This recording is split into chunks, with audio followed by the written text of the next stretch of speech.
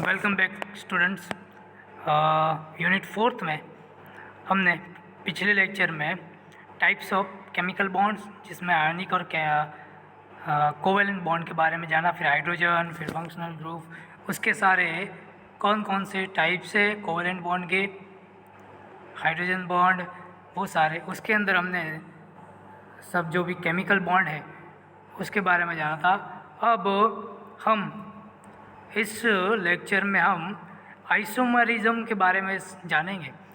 Isomerism एक phenomena है जो कि मॉलिक्यूल के अंदर, कुछ मॉलिक्यूल के अंदर ये देखने को मिलती है, उसके आइसोमर देखने को मिलते हैं। तो चलिए शुरुआत करते हैं। तो ये जो आइसोमर की स्टडी करते हैं वो उसको हम बोलेंगे स्टीरियोकेमिस्ट्री। ठीक है, स्टीरियोकेमिस्ट्री क्या है? तो stereochemistry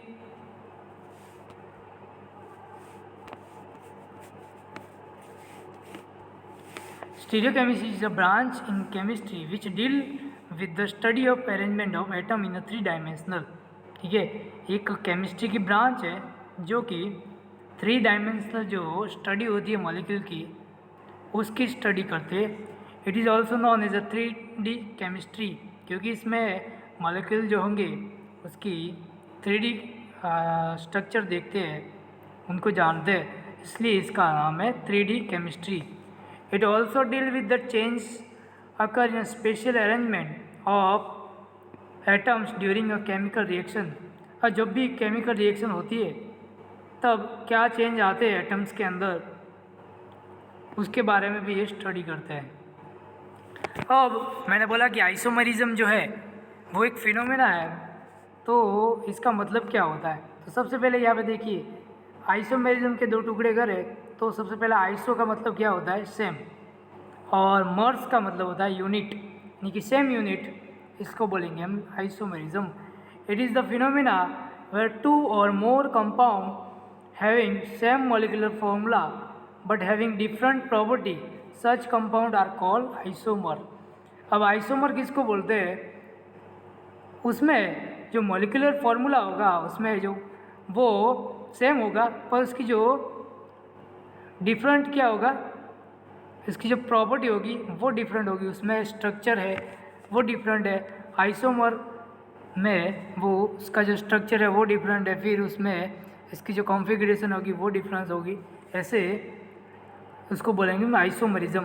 they have a different physical and chemical property depending on the types of isomerism. उस एटम के पास फिजिकल केमिस्ट्री जो केमिकल प्रॉपर्टी होगी वो डिफरेंट होगी। तो सबसे पहले आइसोमेरिज्म जो है उसको 2 टाइप्स में डिवाइड करते। उसमें आइसोमेरिज्म का मतलब होता है सेम मॉलिक्यूलर फार्मूला, उसमें सिर्फ मॉलिक्यूलर फार्मूला होगा वो सेम होगा, पर उसमें जो अरेंजमेंट होगी वो अलग होगी। तो इसमें पहला जो है वो है कॉन्स्टिट्यूशनल आइसोमेरिज्म। इसका पहला टाइप से आइसोमर का वो है कॉन्स्टिट्यूशनल आइसोमरिज्म, या इसका दूसरा नाम है स्ट्रक्चरल आइसोमरिज्म। ठीक है, इसमें डिफर क्या होगा? Differ in the body connectivity, body के साथ जो भी एटम मॉलिक्यूल होंगे उसकी जो अटैचमेंट होगी या बॉन्डिंग होगी वो थोड़ी डिफरेंट होगी। ऐसे ही दूसरा है स्टीरियो आइसोमरिज्म, इसमें क्या होगा, जो 3D अरेंजमेंट होगी वो डिफरेंट होगी। अब स्ट्रक्चरल आइसोमर किसको बोलेंगे या कॉन्स्टिट्यूशनल आइसोमर किसको बोलते हैं? तो उसकी डेफिनेशन है, structural isomer are molecule with the same molecular formula but have different structure और अरेंजमेंट। स्ट्रक्चरल आइसोमर किसको बोलेंगे कि उसके अंदर मॉलिक्यूलर फॉर्मूला जो है वो सेम होगा, पर इसका स्ट्रक्चर या अरेंजमेंट होगा वो डिफरेंट होगा। यहाँ पे एक एग्जांपल है C4H10, यानी कि एक ब्यूटेन का एग्जांपल है। While the molecular formula can't tell us how the atoms are arranged, it can help us find some of the possible arrangement. In this case, there are 2 different arrangement for this molecular formula।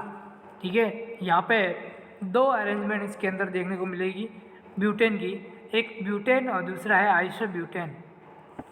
Butane and isobutane have the same number of carbon. इसमें butane में same number of carbon होंगे butane और isobutane में, and hydrogen जो भी होंगे atom उसकी जो होगा वो भी सेम होगा। तो नंबर होंगे हाइड्रोजन और कार्बन वो दोनों सेम होंगे। So their molecular formula are the same, इसलिए इसका मॉलिकुलर जो फार्मूला होगा वो भी सेम होगा। However each has one have different structural formula which show how the atom are arrange. पर इसमें क्या होगा कि जो स्ट्रक्चरल फार्मूला तो होगा सेम, पर इसमें जो अरेंजमेंट होगी एटम की वो डिफरेंट होगी। अब देखिए यहाँ पे मैं एक बताऊँ आपको, नॉर्मल ब्यूटेन है ये और दूसरा है आइसोब्यूटेन, ये एक दूसरे के स्ट्रक्चरल आइसोमर है। तो यहाँ पे मैंने बोला कि जो ब्यूटेन है उसके अंदर कार्बन 4 होते और हाइड्रोजन जो होते वो 10 होते, तो उनका जो केमिकल फार्मूला होगा वो होगा C410H10, ठीक है, उसको ब्यूटेन बोलते हैं। तो ये नॉर्मल ब्यूटेन है। अगर इसका जो आइसोमर स्ट्रक्चर आइसोमर बनता है तो वो होता है आइसोब्यूटेन।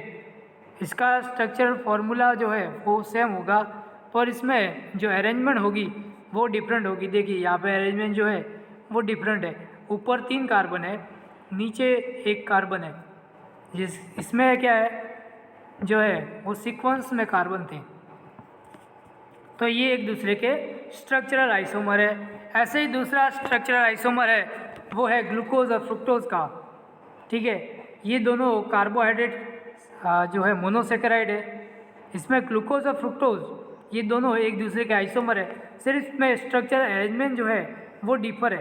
तो इनका जो केमिकल फार्मूला है वो है C6H12O6, ठीक है, C6H12O6। पर इसमें दोनों का जो केमिकल फार्मूला होगा वो सेम होगा, पर इसमें जो उनका जो स्ट्रक्चरल अरेंजमेंट होगी वो डिफरेंट है। देखिए यहाँ पे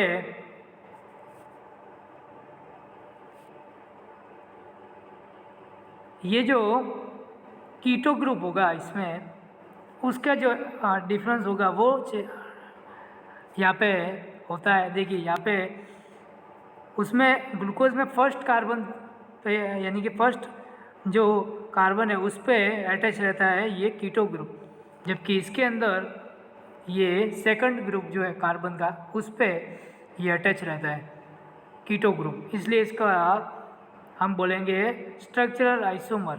ये दोनों कार्बोहाइड्रेट के स्ट्रक्चरल आइसोमर है यानी कि ग्लूकोज के। अब इसके बाद हमारा जो सेकंड आता है वो है स्टीरियो आइसोमर। अब स्टीरियो आइसोमर किसको बोलते हैं? Isomer that differ in the way that the atom are oriented in space but not in which atom are bonded to which atom.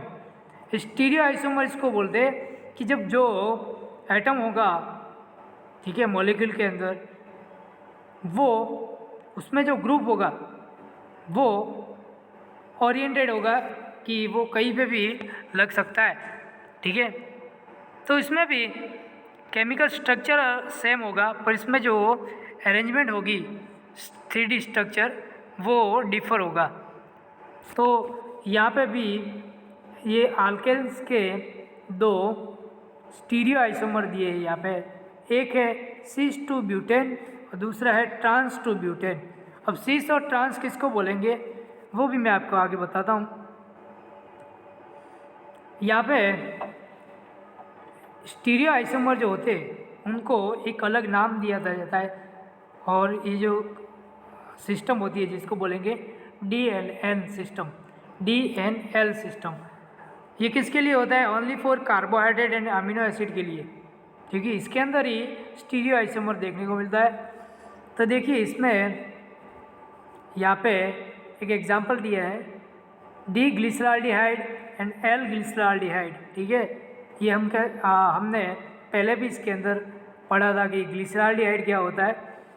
तो यहाँ पे जो राइट पोजीशन पे OH ग्रुप लगता है तो उसको हम बोलेंगे D यानी कि डेक्स्ट्रो, जबकि लेफ्ट ग्रुप में अगर लेफ्ट साइड अगर OH ग्रुप लगता है हाइड्रोक्सिल ग्रुप तो वो होगा लिवो, ठीक है। तो ये है डेक्स्ट्रो ग्लिसरॉल्डिहाइड और ये है लीवोग्लिसराल्डिहाइड।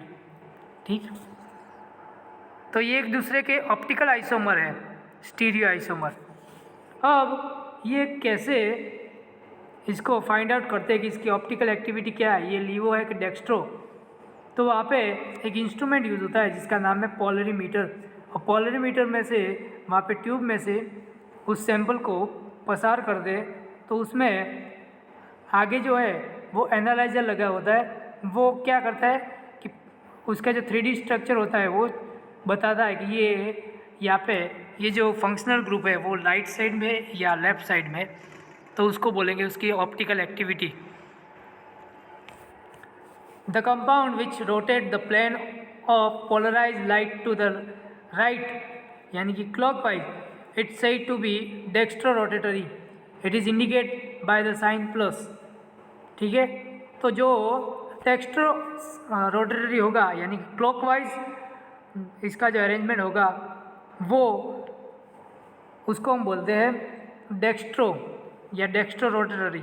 ऐसे ही दूसरा है the compound in which rotate the plane of polarise light to left. अब उस पर पोलराइज लाइट पे अगर उस पर स्ट्राइक करते हैं तो उसके जो रोटेशन होगा वो है, अगर क्लॉकवाइज होगा तो उसको बोलेंगे प्लस यानी कि डेक्स्ट्रो रोटेटरी, और एंटी क्लॉकवाइज होगा तो उसको बोलेंगे लीवो रोटेटरी और इसकी साइन होगी माइनस। ठीक है, तो यहाँ पे दिया है देखिए डेक्स्ट्रो रोटेटरी आइसोमर जो है वो प्लस आइसोमर यानी पॉजिटिव आइसोमर, और लीवो रोटेटरी आइसोमर जो है वो नेगेटिव आइसोमर है। तो इसमें हमने स्टीरियो आइसोमर के बारे में और स्ट्रक्चरल आइसोमर के बारे में हमने जाना। ये दोनों तो देखिए स्टार्टिंग में कहाँ से स्टार्ट किया था हमने, पहले तो इसको ये जो ब्रांच होती है इसको हम स्टीरियो केमिस्ट्री बोलते हैं, जिसमें 3D केमिस्ट्री यानी कि 3D जो है स्ट्रक्चर होता है एटम का उसकी स्टडी की जाती है।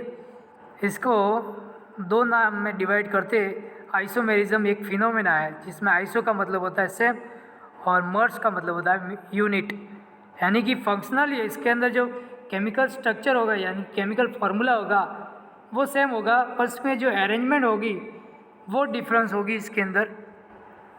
तो इसको जो आइसोमर जो है आइसोमरिज्म उसको दो टाइप्स में डिवाइड करते हैं, कॉन्स्टिट्यूशनल आइसोमर और स्टीरियो आइसोमर। इसमें भी कॉन्स्टिट्यूशनल आइसोमर यानी कि स्ट्रक्चर आइसोमर, इसके अंदर भी इसके 3 अलग अलग सब टाइप्स होते हैं। ऐसे स्टीरियो आइसोमर में भी इसके अंदर सब टाइप्स होते हैं। किसको बोलते हैं स्ट्रक्चर आइसोमर? तो differ in the body connectivity, यानी कि जो एटम्स के साथ या कौन सा फंक्शनल ग्रुप उसके साथ अटैच होता है, पर उसमें जो उसकी अरेंजमेंट होगी वो डिफरेंस होगी। ऐसे ही दूसरा स्टीरियो आइसोमर है जिसमें इसका जो 3D स्ट्रक्चर होगा वो डिफरेंट होता है। फिर स्ट्रक्चर आइसोमर की डेफिनेशन, तो structure isomer are the molecule which with the same molecular formula but they have different structure arrangement. ठीक है, स्ट्रक्चर आइसोमर में मॉलिक्यूलर फॉर्मूला जो है वो सेम रहेगा बट उसकी जो अरेंजमेंट है और स्ट्रक्चर है वो डिफरेंट रहेगा, पर उसमें जो एटम होंगे वो सेम होंगे, मॉलिक्यूल जो होंगे वो सेम होंगे। अब ये सब सारे जो है आइसोमर्स या आइसोमरिज्म, तो इसमें भी हम जब आगे पढ़ेंगे कि कार्बोहाइड्रेट है, अमाइनो एसिड है, उसमें ये सारे आइसोमर जो है वो देखने को मिलते हैं। इसलिए हम माइक्रोबायोलॉजी में भी बायोमॉलिक्यूल्स पढ़ रहे हैं अगर, तो आपको ये आइसोमर्स के बारे में आपको पता होना चाहिए, फिर केमिकल बॉन्ड्स के बारे में, ठीक है, और क्या एटम होता है, क्या एलिमेंट्स होता है, उसके बारे में भी आपको जानकारी होनी चाहिए। ये स्ट्रक्चर आइसोमर है ब्यूटेन का, जिसका केमिकल फार्मूला है C4H10।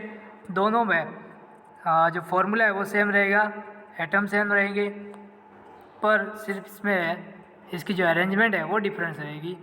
ऐसे ही दूसरे हैं ग्लूकोज और फ्रुक्टोज, दोनों ग्लूकोज के आइसोमर है यानी कि कार्बोहाइड्रेट का आइसोमर है, स्टीरियो केमिस्ट्री किसको, स्टीरियो आइसोमर किसको बोलते हैं, तो उसमें जो उसका जो 3D कॉन्फ़िगरेशन होगा वो थोड़ा डिफरेंस होगा, उस हिसाब से उसको